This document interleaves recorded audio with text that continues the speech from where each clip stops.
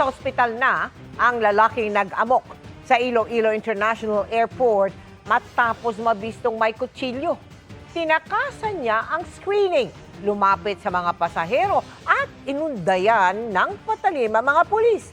Kaya siya binaril. Nakatutok si John Sala ng GMA Regional TV. Nabalot ng tensyon at takot ang pre-departure area ng Iloilo International Airport kahapon nang mag-amok ang isang lalaking may hawak na kutsilyo. Naglakad palapit sa pulis ang lalaking nakaitim na t-shirt, saka bumaling at tila hinabol ang isa pang pulis.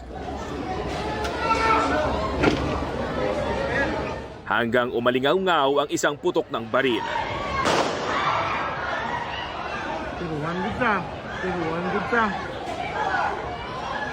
Sa isa pang video, makikita naman ang pag-aresto sa lalaki.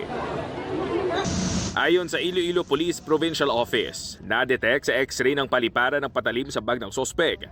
Nang i-inspeksyonin na sa screening area, tumakas daw ang sospek bit-bit ang kanyang bag at saka inilabas ang patalim. He was instructed to peacefully give the said bladed weapon. But itong suspect natin, naglakad palayo papunta sa mga passengers. Nung i-attempt na kunin ng ating kapulisan, inundayan na itong pulis natin several times, prompting the aviation police to draw his firearm and shot once yung kanyang shoulder. Dinala ang sospek sa ospital at nasa maayos ng kondisyon. Hindi pa raw natutukoy ang dahilan ng pag-amok nito dahil hindi nakikipagtulungan sa pulisya. Pero ayon sa isang pasahero, bago pa man nangyari ang pag-amok, tila hindi na mapakali ang sospek. Sa check-in pa lang, damo na siya mga gakasalapay nga tabo kay amo na anxious na parik-parik sa blokad to pakaresa sa iban nga mga pila. Kinilala ng mga otoridad ang sospek bilang isang security guard sa Cebu City.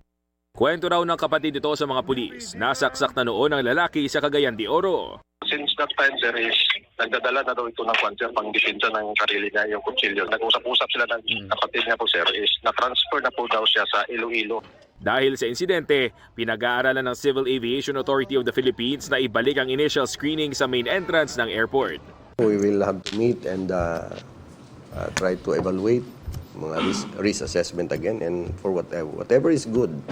Kung anong mga recommendations nga matabo, we will make sure nga hindi na maliwat.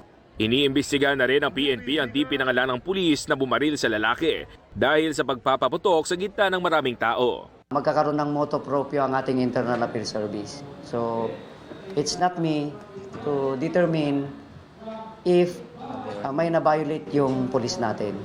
Mula sa GMA Regional TV at GMA Integrated News, John Sala.